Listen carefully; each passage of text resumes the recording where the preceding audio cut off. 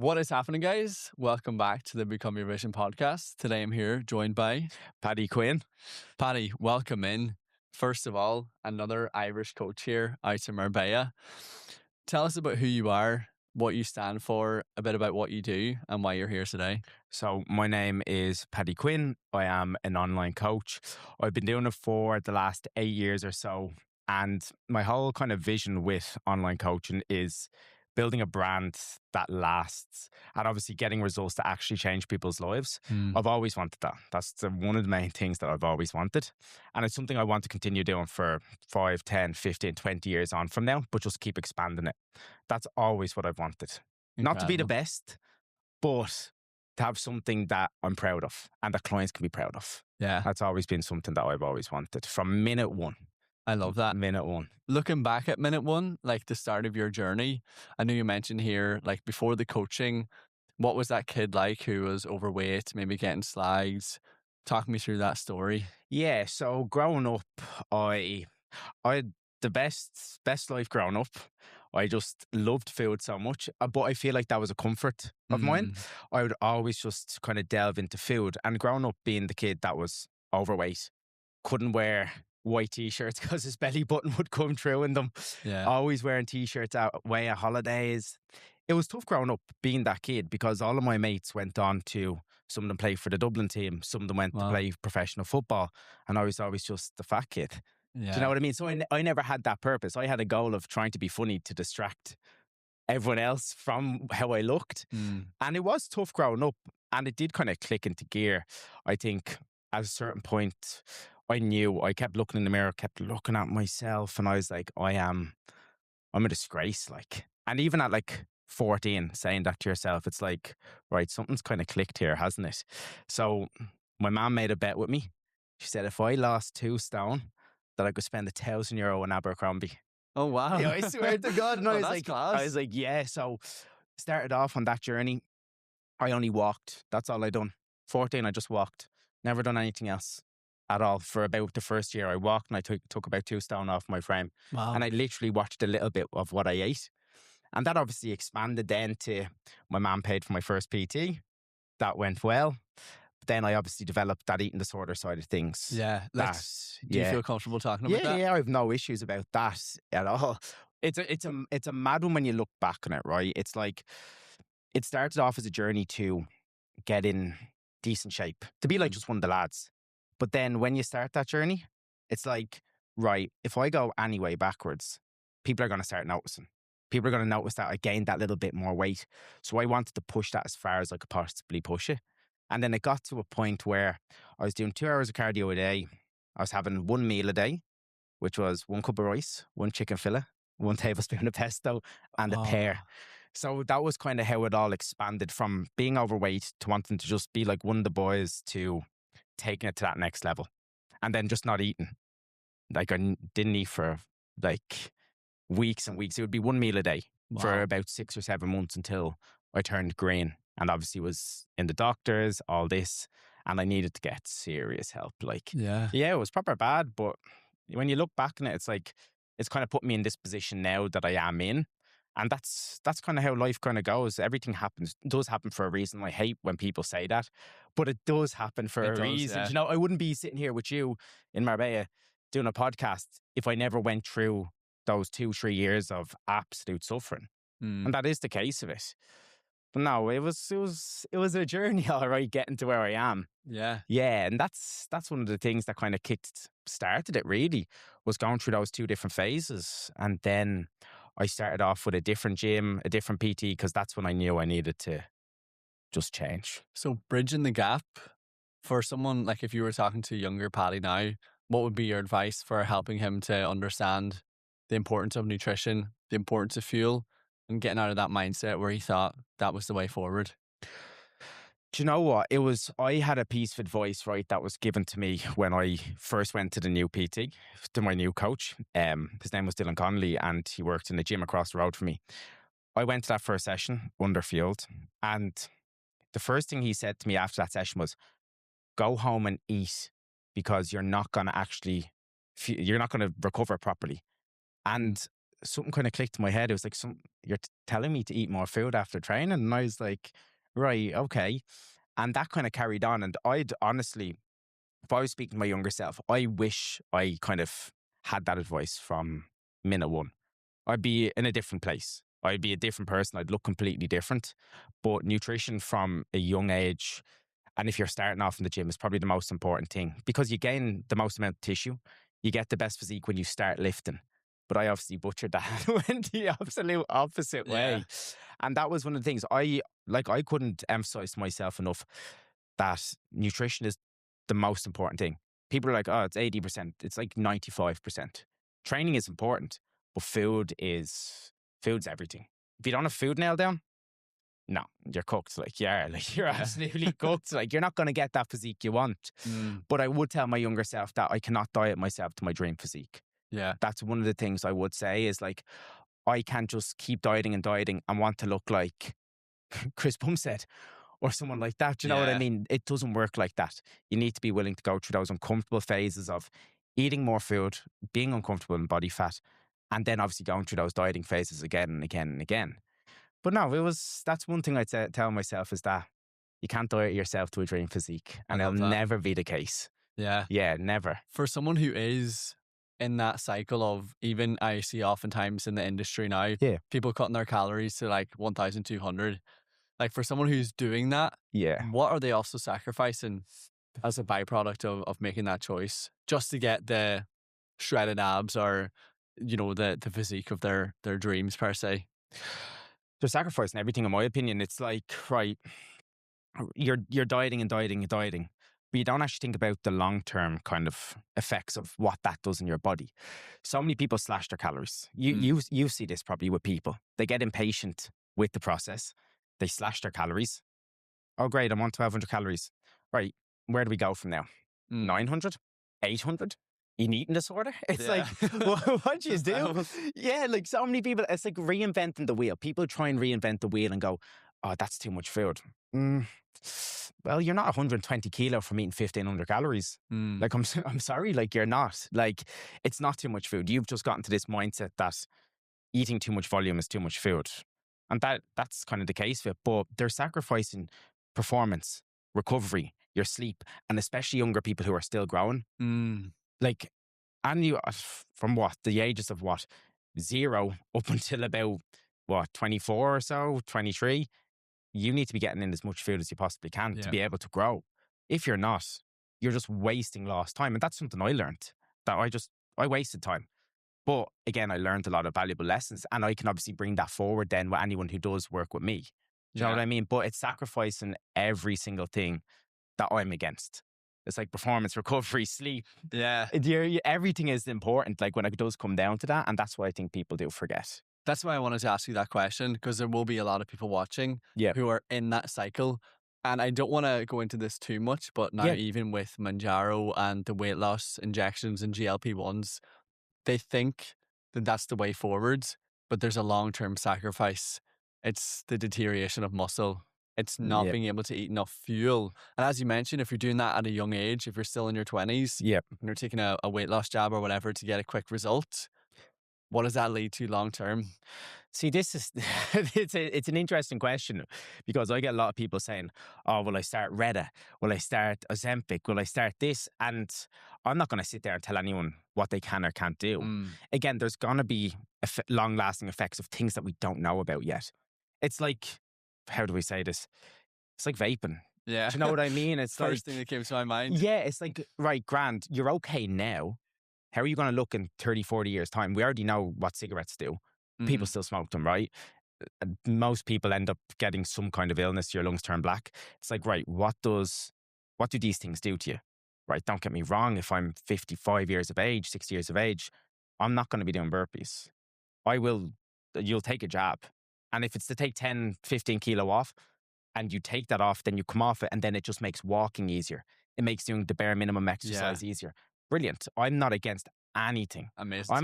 I'm against nothing, right? I think do what you need to do, trial it out. But again, there's going to be repercussions from anything you take, whether it's steroids, whether it's fat loss jabs. There's going to be repercussions at a certain point from every single thing.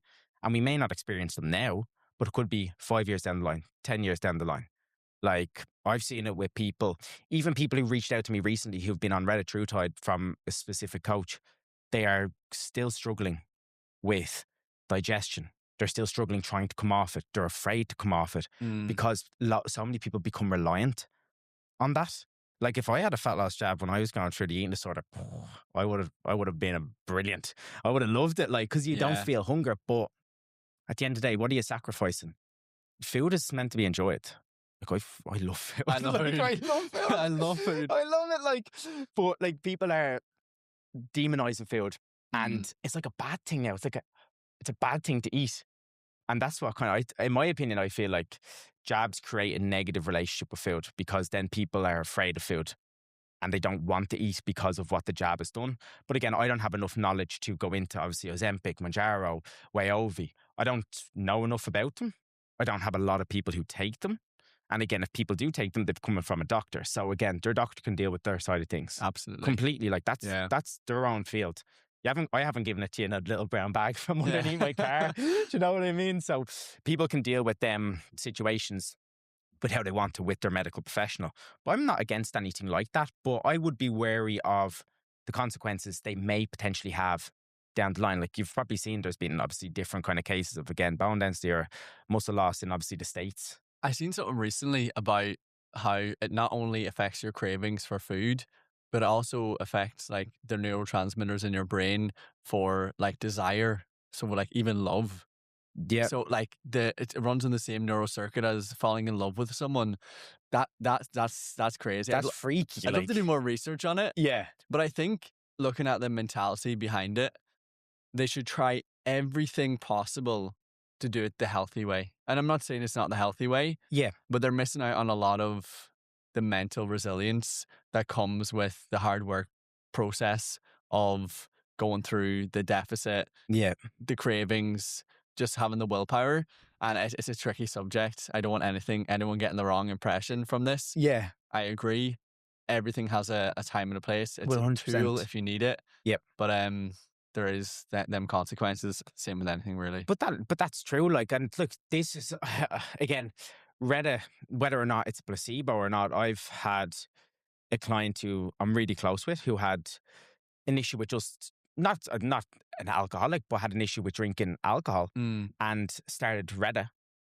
Hasn't touched a drop of alcohol in 6 months. Yeah, that's right. incredible. And just the overall difference in her, like, she's the most amazing woman I've ever met in my life. But it's just completely transformed her. She's down 25 pounds. She hasn't had a sip of drink in 4, 5, 6 months. And it's completely changed how she even thinks. Yeah. Like, there's positives about it. But again, if it comes down to the point where I don't want to be obviously with my girlfriend in bed, it's like, that's to look good. It's like, we all want to look good with the top off, but not to sit down beside our missus and then go on TikTok. You know what I mean? Like, I get you. It's not the case. But again, it's a topic that I try not to get too deep into, because people have their different opinions. Bodybuilders, you take it, go ahead. It stops it when it comes to obviously tougher times during preps. Photo shoots, in my opinion, over a 12 or 16 week period, just have that little bit more discipline, isn't it? Yeah. But again, you also have to take into account sometimes coaches push things on people. And yeah, absolutely. That's a big issue. Like, it's another issue. It's not just from the individual, it's from the people that they it's external from the coach. Like, it's like, that's coming. Like, imagine you worked with me, you've never taken anything. Oh, would you be interested in trying Reda and Clen and Anavar and T3? And as soon as I hear like all the benefits that I would possibly get, I would be like, oh, I'd consider it. You know, you have the authority here. You obviously know. Yeah, exactly. But you would think like that. It's like, well, if he's recommended this, it couldn't be dangerous, or there couldn't be any side effects other than looking unbelievable. Yeah. And then you're like, oh my God, haven't got a boner in 6 months because I've been taking Reda TrueTide. It's like, again, there's different things that, again, I don't have enough to talk about that. Yeah. Again, it could be a side effect, it may not be, but it does affect how your brain does work. Yeah. Without a doubt, like, it has to. You're injecting something into your body that's intercepting, obviously, like you said, different transmitters in your brain. So you have to be very careful about it. Very careful. But that's my opinion on it. You definitely have an opinion on what you think about it, though. Yeah. Surely. Yeah. Do you? In terms of, Like, in terms of obviously Reda, Manjaro, Ozempic. well, Like, personally, I'm not qualified enough to even talk, like you say, on the topic. yeah, But in terms of coaching, the yeah, standards that you hold, the values that you hold, without a doubt. how does how do you operate within your business? We talked about this in the gym, like yesterday, Yeah, about the standards that you hold for your business. What makes you different to other coaches? yeah. Talk me through that. Well, what makes me different to other coaches? And I'm quite, how would I say it? I'm quite normal about this. I don't think I'm the best. I don't think I'm better than you. I don't think I'm better than the next person. I genuinely feel like the reason I obviously built the business that I'm in now is down to being a person, being a human, showing empathy when needed, building those relationships with clients, and setting a standard from minute one. It's the same way, right? I always say this to people. People give 110% for their job, right? Like they'll go in, oh my God, I have a deadline for this, I have a deadline for that. They'll give 110% for their job because obviously you get income from your job, without a doubt, which is a positive. And I always think, why don't you give 110% to your body? What are you going to, like, the benefit you get from that and the income you get from that is longer lasting life, better health, better heart health, better fitness, better physique, more confidence. It's like, why don't you have the same standard for yourself as you do for your workplace? And then people are always like, oh yeah, I know what you mean. But it's like, but there's no but. It's like, have that same standard for you as you do for work. Work pays you, your body pays you back as well. Yeah. Over longevity. Do you know what I mean? I love that. And it is kind of cool to think about, oh, that's actually right, isn't it? Like, Yeah. you get two things from two different things. So you get the income from your job, but you get the longevity from your body. And I always reiterate that with everyone who starts with me. On the onboarding, I say 3-4 things. I want a high level of standard, honesty and transparency, and good communication. Think about all three of them, right? A high level of standard, working with anyone, is unbelievable. Honesty and transparency builds that trust, builds that relationship, and good communication makes it last. And that's who I've always seen business like. It's like, if I build those three things with someone, next level results. next level, because they trust me, they respect me, they believe in me, and they feel comfortable enough to talk about things that I probably shouldn't know about, but they will tell me that out of confidence because we've built that relationship. And I feel like if you build a relationship with your clients, they're not even clients anymore. And I know that's probably, people will look and go, oh, you shouldn't be calling them friends. They're friends. They're friends. Yeah, They're absolutely friends. Without a doubt, I've built some of the best friends from coaching. Like some of the best and the strangest friendships as well from coaching. You know, people that you wouldn't, if I walked down the street, I probably wouldn't get along with them because I would think, oh, they're into different things. But when you actually talk to someone, go a little bit into depth, they're just as weird as you are. Yeah. And they're literally, that's what I think. Yeah. And that standard, that's where I've always brought it from the business. It's like, if you set a standard from minute one of how you work, how you want them to work and what you expect from them, they will understand that and they'll respect it and they'll take it. But it's not always going to be the case as well. You know this with coaching yourself. In every 10 clients, you may get 5 really good clients. And you'll openly talk about that because no one's sitting there with a full roster of people who are always filling in their check-in sheets, always replying, always on time with stuff. You're always going to have that little always batch. going to be chasing, yeah. Yeah, of course. And that's normal, but that's part of building the business. It's like, you will always have that at the start. Any young coach will always have people dropping off, people not replying. But as you obviously get a little bit older into it, you understand how to deal with those things a little bit better. Someone's going through something. They're not replying to you because you're an arsehole. Like, I wouldn't say someone's not replying to me because I'm being harsh on them. They're not replying because something's going on. Their kid's sick. Something's going on in work. Something's happened with their family. Could be a financial problem. And they just want to run from everything. But as you get a little bit deeper into coaching, you understand that, right, there's a lot going on here. You need to actually be a human to them, take coaching out of it, and just actually talk to them. What's going on? This is going on. Right, let's talk through it. How can we help with this? Right. And then we take it from there. I think that's amazing advice for young coaches. Yeah. Everyone thinks it's just like the mathematical equation. Just you give a service, you get the input equals output. It's not. No.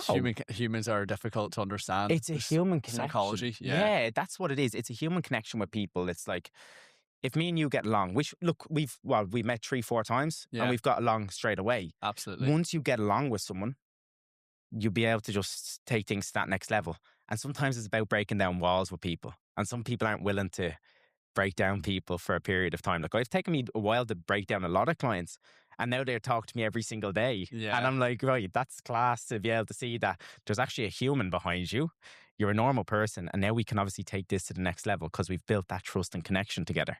Yeah. But a lot of coaches don't see it. It's just, there's your plan, fill out your tracker and carry on. And that's how it is nowadays, isn't it? I think that's what separates you, though. That's why I'm so interested here in this as a young coach myself. Yeah. Kind of helping me understand those important moments where if someone is ignoring you, they're not a bad client. That you could just be going through something and Without a having doubt. empathy, and that's even a great value for myself to kind of approach it a bit differently as well. Yeah. So thank you. No, of course. Like, I just feel like that's something that a lot of people don't realize. Like, we all go through stuff. Everyone goes through things. And you're not ignoring people for a reason. You clearly don't have that courage to be able to talk to them because you're going through something else in your mind. Yeah. But no, it's a good thing to obviously take with you and know that you're not a bad coach. It's just they're going through stuff. Let them deal with it. Let them process it. And then they'll come back to you when they're ready to speak. But don't try and force it out of them and pry them because then you're pushing someone away the whole time. Yeah, it's cool though. Speaking of those hard moments, have you had any hard moments within your journey that you'd feel comfortable talking about, and maybe a lesson that you've got from them? In my fitness or business journey? Both. You don't have to go into extreme detail, but one lesson maybe from something within your life that you've been through that a viewer could think is really interesting and get good value from. One lesson. I'll do business to start with, right? Go for it. Business Careful now. Like, what do I talk about here? Business wise, probably the biggest lesson I've learned from even starting off, and I would call it a lesson, would be taking every opportunity that I've possibly been given. I've taken every single opportunity. And that's something I feel like people aren't willing to do. People are willing to wait for the perfect opportunity in the perfect moment. I started at 16 in a gym across the road, done my PT course at 17, got offered a job there, and I took that straight away. There's no questions asked. Took that opportunity, ran with it. For 6 years, I worked in probably the busiest semi-private gym in Dublin, in North County Dublin, and I took that opportunity. Then I took the next opportunity, the next opportunity, the next opportunity. Anything that came my way, I took it because it was giving me exposure. It was putting me out there in difficult situations, difficult scenarios. Do you want this client? They have, let's say, endometriosis, PCOS, they have this, they have that. Okay, give it to me. Let me see what I can do. Yeah. And if it doesn't work, what's the worst thing that can happen? Like, at the end of the day, right?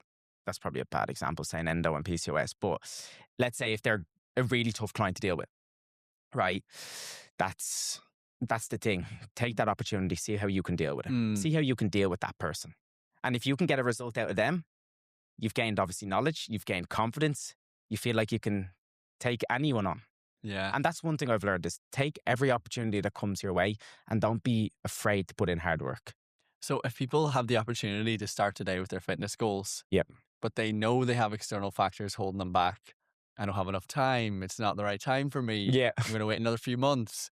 I love the quote, the best time to plant a tree was 20 years ago. I love it. The next best time is now. Yeah. But even elaborating on taking those opportunities, what does that mean for the person who maybe is feeling stuck? They feel like they can't make that step. What's your best advice?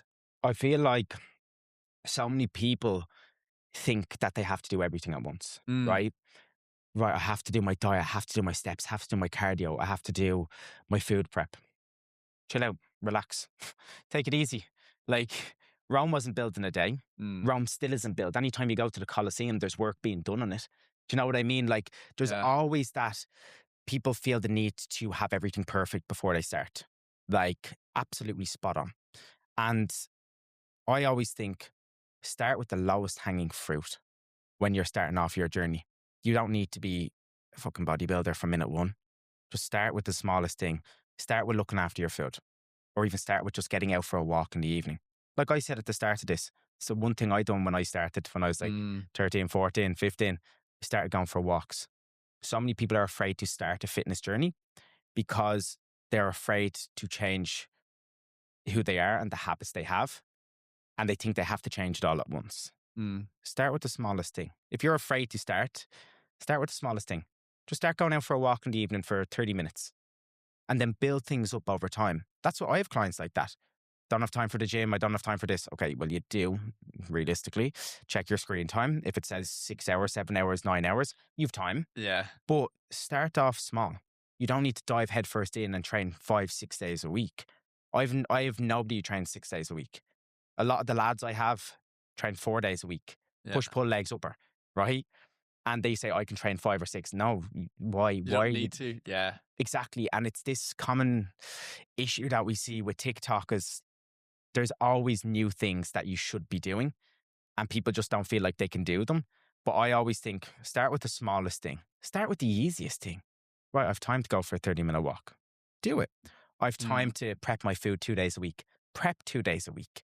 That's the best thing I can say for someone who's wanting to start the journey is I'm not going to be like, oh, all in club 100%. You have to be elite all the time. It's like, start with the smallest thing that you can start with and start building that habit up over a period of time. Yeah. Before you know it, steps become second nature. Then you go into, right, let's try and train 1 day a week. Steps, training, twice a week. And then it's so on and it carries on. Have you heard of the car analogy? No. I love this one. Tell me this. I always say for a client who's maybe struggling at the start, Yeah. I say, imagine you starting your journey is like you getting into a car for the first time and you're trying to figure out the gears. Yeah. You're trying to figure out like how everything works. And realistically, you'll stall 3 times before you leave the driveway. Yeah. But that goal is important to you. You value driving. It's giving you freedom. It's giving you an output. Yeah. So are you just going to give up because one day was hard?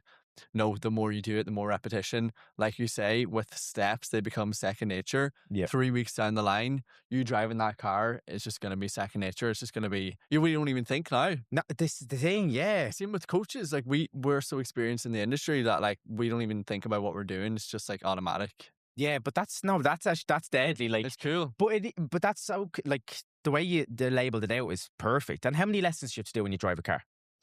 12 at least. Right, 12. Give yourself 12 weeks to build up habits that become sustainable. Do you know what I mean? Yeah, like that. Like obviously the car analogy is brilliant, but give yourself 12 weeks to build up specific habits. Before you know it, like you said with the car, you hop in, clutches on, gears in, handbrake down, you're off. Same way with fitness. There's so much more car analogies as well. Yeah, isn't there? Because we hear all day, we'll be like, I know. Car analogy. No, but another one is like you might hit a roadblock like week 1 and someone else might be flying it for 12 weeks. And you could be comparing yourself to someone else's journey. But they could have a full breakdown 12 weeks in, and then you could end up in the same place. So it's like, you can't compare your chapter 1 to someone else's chapter 1. And everyone talks about chapter 1 to chapter 10, but you can't compare your journey to someone else's. And no. That's why coaching is so important. It's so unique. Yeah. It's so unique. It's like, cool. You get that a lot with people. I get lads who are like, I want to look like him. And I'm like, you won't look like him because it's like genetically you will never look like that person. And like they compare themselves to people who look similar to them or they're the same weight as them. And they always just compare. Like, you know yourself, comparison is the thief of joy. We all compare ourselves with different people. Wish we were them. Oh, why can't I look like that? At the end of the day, just enjoy how you look. You get one body, enjoy it and make the best of it. That's what I think. Just make the best of the body that you have and look the best in it. Yeah, that's what I think always. I noticed in your Instagram profile, you have a lot of different highlights of your travels. Yeah. Australia, Dubai. Yeah. A few more places. Yeah. Like, talk me through that. Like, you've experienced a lot of traveling. Did you work digitally through that? Or like? So I never worked digitally through any of them. Oh, so wow. Australia, my dad lives in Australia. So my other half of my family's from Australia. Wow. Then Dubai, that was just a trip that, again, coming up in the coaching industry, I was like, let me experience what this is like. Yeah. Worst trip of my entire life. Really? Yeah, it was horrible. Why? It was terrible. Why? I didn't enjoy it. I didn't enjoy any part of it. I couldn't walk anywhere. Everything was mad expensive. And I was just like, oh, I just didn't enjoy Dubai. It just wasn't for me. Like, I'm not a real flashy guy. Like, I don't care about cars. I don't care about anything. Just never enjoyed it. Like, I live here. Oh, amazing. But I see 4 walls for 12 hours of the day. Do you know what I mean? It's just nice to enjoy a bit of sun. But Dubai, no, hated it. Then obviously Portugal, Spain. They're just trips that I took when I was PTing. I never traveled while I was coaching. Never. Wow. I could never get out of my comfort zone. If it wasn't for Amy, we wouldn't be here. Really? Oh my God. What role has she played in your journey? Everything. Amy's looked after everything. Like Really? everything. The moment I met Amy, so I used to love going out on the rip, like proper going out on the Okay. rip, like proper. She won't mind me saying this. I remember even like one of the first nights that I went out to her, right? I think maybe she dropped me off or I drove down and I met her. We just went for a walk, nothing else, just went for a walk on my way home, right? I ended up out until 1 p.m. the next day. Oh my God. And I fell into someone's gaff like 3.5 years ago or something. Oh my. And she just kind of like something switched there where she was like, right, I knew I wanted to build a life with this person after about 3 months because I was like, oh, perfect. She's just like me. And everything switched, But she's everything. Like, I don't know anything about anything, if I'm being completely honest with you. Like I'm telling you now, like I know nothing outside of my MacBook. Nothing at all. Amy looks after everything. Wow. And I'm so grateful for that, which is kind of cool, right? But do you feel like your work ethic, the standards you hold for yourself have dramatically increased because you know that you're not just doing it for yourself anymore? You got to show up for her also. Oh, without a doubt. Like the whole goal will be obviously exclusive. Amy's probably going to work for me when we do launch group coaching. Yeah. And we're going to work together. She's not going to work for me. I hate when people are like, oh, they work for me. We'll work together, right? Yeah, I like as a that. team, and we'll do what we can do. But it does make you want to work harder. It makes you want to get better. It makes you want to teach a little bit more. I always find that anyway. But the standards just get risen. But again, you have to think about, again, my mom, my sister. I think about them as well. It's like, right, how can I kind of excel things? How can I take this to the next level to look after them? Like, I'm lucky enough to be able to look after them in a sense. If they need a few bob here and there, yeah, there you go, grand, whatever. Like, it doesn't make a difference. But to be able to bring it to that next level, Is the goal. That's the goal, right? That is the goal. My mom said it. My mom texted me the other day. She was like, I go, how are you? And she goes, good, just waiting for you to pay off the mortgage. Then we can live just freely. And I was like, oh, for fuck's sake. Like, soon, Mom. yeah, I was like, me too. I'm like, obviously she's joking. But again, I always said that to her. I was like, she paid $2,000 for my PT course. And I told her, I've obviously paid it back to her now. But I think I have. That's the goal. That would be the goal one day, to just pay the mortgage off and be done with it. Yeah. And it's not like my mom doesn't have a job or anything, or she doesn't live the life. She does, but it's like one of those goals that I remember. I was like, this would be cool to do. This would be so cool if I could pay it off. Now, don't get me wrong, like I may never do it. Don't say that. But, no, man, you got this. Oh, you could. I You potentially can, man. could, You but can. you always think, right, I think logically about it. It's like, yeah, I definitely, to be honest, I probably could, right? But then there's always that self-doubt and self-belief, which I feel like a lot of people have. And that's not putting pressure on myself. Do you know what I mean? It's like, I'll probably do it. But if I say I'm going to do it, then there's pressure to obviously go and do it. And I don't want pressure in the financial way. I'd rather pressure in, oh my God, I have 10 people doing a shoot next week. There's pressure to peak. Pressure's a privilege. Yeah, pressure's a privilege. And that's a fucking brilliant one. But no, I don't like pressure on financial stuff. It's not a goal of mine at all. So what are you actually building towards? Like, where do you see the next phase of your life going?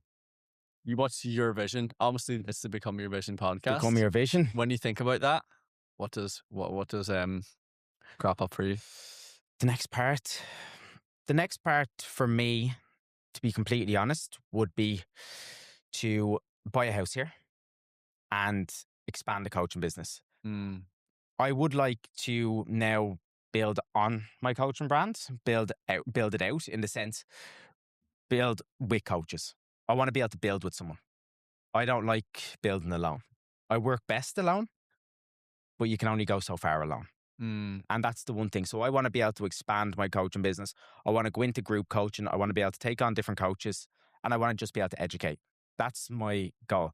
And when I say that, right, educate, it's not like, oh my God, I'm so smart, but it's educate people on the things they may not know. Not going into all this mad physiology stuff that I have a fraction of knowledge on, the way other people have heaps of it.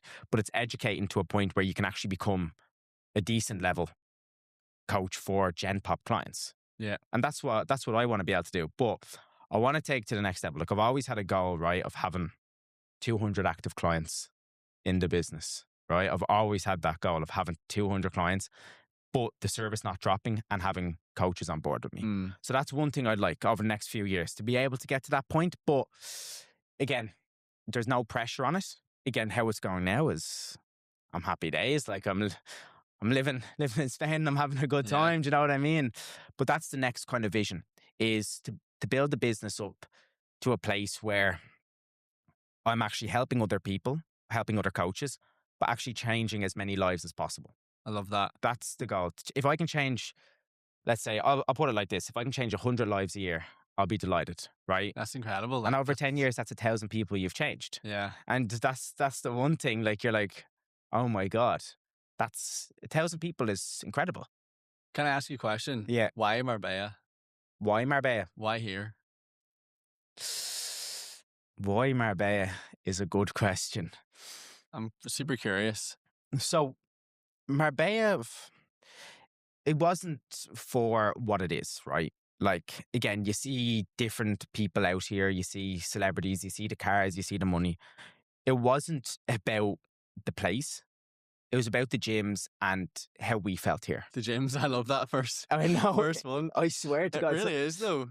But that is what it is. Like we didn't move out here to be like, oh my God, we live in Spain. We moved out obviously for different reasons. Obviously, my girlfriend Amy obviously has really bad endometriosis. Oh, really? Yes. My girlfriend has endo as well. Severe. I would have never known that.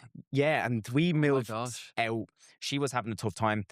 She was the one who pushed it. Again, she's going to have operations and stuff, which... That's the exact situation Tori and I are at right now as well. Yeah, and it is tough to go through. Yeah. And did you move out because of that reason as well? We didn't actually move out for that purpose, but we knew that she was on a waiting list and like there was no call. So we were like, we're just going to go, and then I don't even see it happening this summer anyways. Yeah. But it might happen in September, but I don't know. Yeah, that's a whole other podcast episode. Oh, that's a different ball game. That is going into depth about it. We could sit here all day talking about it, but and that's from our perspective. Yeah. Let alone what they're actually going through. It's a lot. You don't know, and that's the reason we kind of Amy booked everything. Amy done everything for me. I'm going to tell you that now. She done everything. I didn't even know where we were living until we landed here. Rocked up. Someone goes, "Where are you living?" And I go, "Amy." I'm like, "Amy, where are we living?" And she was like, "Here." And I was like, "Oh, we live there." And all like, I have no idea. But we just moved over because Marbella was a place that we've come here for the last 2-3 years. Amazing. We've loved it. I've came here since I was a child. I loved it. We live 5 minutes from Elements. We live 4 minutes from Padel Club. We live 6 minutes from Portobello's. Class. It's like we have everything that we need around us. We get good weather. We have a lovely apartment. There's a pool on the apartment. It doesn't make sense for us to kind of go anywhere else. We didn't know anyone in Alicante. We didn't know anyone anywhere else in Spain. And we have good friends out here who we've obviously gelled with people. Again, I play football with the lads, which is mad. Go on dinners with obviously different coaches and different people. It's like there's a lot more out here for us to actually have. Do you feel like you're not running away, but escaping the Irish mindset? Is that directly correlated here? Because tricky situation and topics to go through. Yeah. But I talk about this with almost everybody that I interview. Yeah. About the Irish mindset. Do you feel like you're so much happier here? People think differently here. There's a different environment. Without a doubt. Yeah. I feel it's so funny, right? In Ireland, you cannot be doing well or someone will bring you down. Like, well, that's standard. That's going to happen. All the time. It's like if you talk about money on Instagram and you're someone from Ireland and you have a big Irish following, you get slated, right? Oh, over here, right? Sorry, like if you make 10, 20K a month over here, you're broke. Like you're broke. You're broke. Like it's actually crazy though. Yeah, that's a lot of money. It's a substantial amount of money. Then that whole comparison trap starts, and I've been a victim to that since I've been here. I talked to my coach about this, and he's so down to earth, like as you know. Yeah, and he was just saying like, Mark, do not compare. He's like, just keep impacting lives. But I fell into that. But less about Marbella. It's great. Yeah, the great environment. Yeah. That can be, a slight obstacle, but I Yeah, think of the obstacles in course. Ireland are Oh, much bigger. they're far worse. There's nothing to do, right? Mm, There's apps. Right. It's Friday evening. You're in Ireland. What am I doing? Okay. What am I doing? Take out this, right? Take out the pub. What am I doing? Right? What am I actually doing on a Friday evening in Ireland? Name something for me. football, Right. Football. weather. Weather. Think about the weather impacting Yeah, that. but that's the thing. It's like there's nothing to actually do. It's not like you can go into town, right? Brilliant. You can go into Dublin city centre. Right, Grant. It's still it's a Yeah, nightmare. Like it's a nightmare at the it's moment. Like awful. it's disgusting. Then what else do you do? Yeah, there's You go nothing. for a hike, maybe. And that's the one thing I feel like with Ireland, there's such a big culture around. Again, drinking is the culture, which is cool. Like that's what we're known for, isn't it? Mm, But to be honest with you, I just feel like back in Ireland, everyone just has that little mindset of not wanting to succeed, just being comfortable in their own way. And I find that with a lot of people. Like I'm not comfortable. I wouldn't be comfortable sitting there and just settling down for just paying off a 500 grand loan. it sounds like the most miserable. Like it sounds like my version of hell. Yeah. I don't even feel comfortable here. I'm thinking about how I can be comfortable here. Yeah. Do you know what I mean? Yeah. And then when you get comfortable here, it's probably somewhere else, or it's starting a family, or relocating. Like there's levels, but people don't think like that. Some Yeah. people just think It's it's just the way. it's a place where it's hard to succeed, in my opinion. Like you don't have a lot of people who want to collab with people. You don't have a lot of people who want to see people do well. You just have people in their own bubble. There's Mm. bubbles. That's what I feel like it is in Dublin. There's bubbles of bubbles and bubbles of people who don't want to intertwine with each other. And it's the same with, obviously, I feel like the coaching industry, some of it's great. There's loads of great coaches, but there's bubbles of people. There's cliques. And it just kind of takes away from what this whole thing is, I feel. Yeah. Yeah, I think so. Yeah. I always felt like it sounds egotistical to say, Yeah. but I always felt like the 1%, not in a egotistical way, but in a way that's like I knew I think differently. I'm different to these people around me. Yeah. And that's why I personally chose Marbella, because I get conversations with people like yourself who Yeah. understand. Yeah, of I think it's course. important. There's different people. There's better, not better. That's a bad thing to say. That's going to be the There's word. there's not better people out here, in my opinion, but the people you do meet, and if you're into the fitness industry, everyone's sound. Every single person is sound. Like, I'm sure you've talked to people in here in Elements who have 500,000 followers, 1 million followers, have this business, have that business, and you just think they're a normal person. It's crazy. They're just normal. They're humans. Honestly, if I was to give any young person advice, I would say that. And oftentimes the people who are the biggest are actually the biggest dicks as well. Yeah, 100%. Like the genuine, I was like, oh, you're not the same. You're not the same. Yeah, you're not the same online. No, it's a big like ego thing, Mm. and that's what it is. Like everyone has an ego. We all have an ego. All of us do. You can't sit there and say you don't have an ego. Mm. You do, and we all do. But some people like to portray it a little bit more, I feel, in public when there's nothing to prove. Yeah, Do you know what I mean? absolutely. And you see that a lot. But that's why this place is the best. You connect with like-minded people, like yourself, like different people in the gym. And it just helps you. It makes you want to grow. Makes you want to be in their position. But not in a sense of, oh, I have to get to there. But why don't I work No a one little is bit at your harder? fingertips. Yeah, that's achievable. Just to wrap things up, your best piece of advice for someone who maybe wants to get into the coaching industry, wants to get into incredible shape, ultimately wants more from their life. Where do they start? Somebody wants to get into the coaching industry. Not just that. Yeah. That's just an example. Like someone who knows they're capable of more just feels stuck. Well, do you know what? And we'll say it. We'll say the famous quote, won't we? It's like, don't give up what you want most for what you want now. And that's the thing that you can say to every single person. So many people want to start in the fitness industry. So many people want to make 10K, 20K a month. So many people want to move away. That's what they want most.